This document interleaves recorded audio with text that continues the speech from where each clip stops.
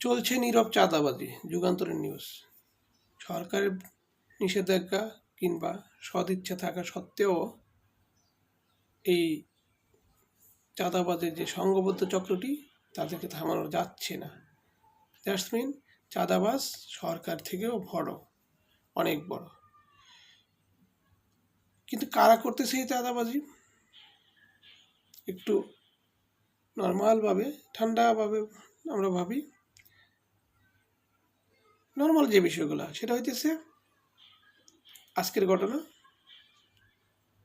শ্রীপুর, গাজীপুরের শ্রীপুরে চাঁদাবাজ এবং এলাকার ব্যবসা দখল কেন্দ্র করে বিএনপি দুই গ্রুপের সংঘর্ষ, ব্যাপক হামলা, ধাওয়া পাল্টা দেওয়া, 5 জন অলরেডি আহত, আরও এখনও এলাকা জুড়ে স্থবির, একদম খুব গরম একটা অবস্থা আছে।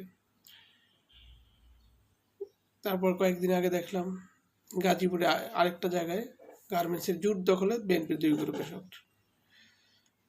অর্থাৎ চাঁদাবাজি কিন্তু করতেছে দলেরই, বিএনপিরই, সরকারেরই দলেরই 2টা 3টা 4টা ভাগ, এবং একজন করতে না পারলে আরেকজনের সাথে করতেছে মূলত সরকারি।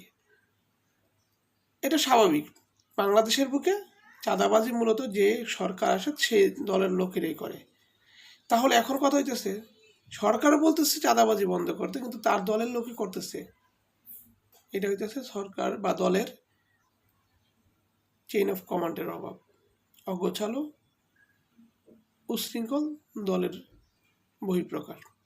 দল যদি উশৃঙ্খলা থেকে শৃঙ্খলায় না ফিরতে পারে তাহলে চাঁদাবাজি বন্ধ হবে না, আর চাঁদাবাজি বন্ধ না হলে দল টিকবে না। আল্লাহ হাফেজ।